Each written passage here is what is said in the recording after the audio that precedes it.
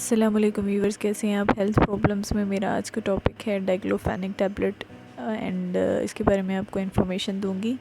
तो जहाँ तक इसके इस्तेमालात की बात है, यूज़ेस की बात है, तो ये हर किस्म के दर्द में इस्तेमाल होती है, लेकिन ज़्यादातर ये जोड़ों के दर्द में या सूजन में इस्तेमाल होती है। छोटी मोटी सर्जरीज़ के बाद डॉक्टर रिकमेंड करते हैं। कमर दर्द या पट्ठों के खिंचाव वगैरह में देते हैं। बाजू का दांतों के दर्द में भी ये टैबलेट इस्तेमाल की जाती है।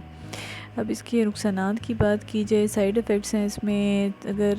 अगर आप ले रहे हैं और अचानक आपके सीने में दर्द होता है, सांस फूलता है, दमा वगैरह हो जाता है, या सीने में आवाज़ें आना शुरू हो जाती हैं, मुंह सूज जाता है, पेट में दर्द हो जाती है, ब्लीडिंग वगैरह मुंह से आती है, या उल्टी वगैरह होने की लगती है, तो फ़ौरन अपने डॉक्टर को इस बारे में बताएंगे इसके नुकसान।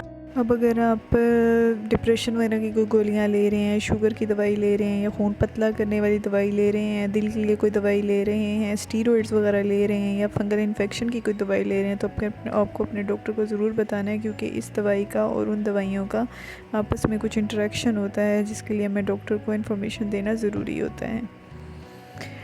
अब कब अपनी ये दवाई नहीं लेनी, तो जब आपको एनसेड्स या दर्द की गोलियों से ज़्यादा प्रॉब्लम हो, कोई एलर्जी हो, मैदे का अल्सर हो, मैदियांत का अल्सर हो, गुर्दे आपके सही काम ना कर रहे हो, जिगर आपका सही काम ना कर रहा हो, या आपने कोई दिल की सर्जरी करवाई हो, या फालिज वगैरह का मसला हो, तो ये मेडिसिन बिल्कुल नहीं लेनी।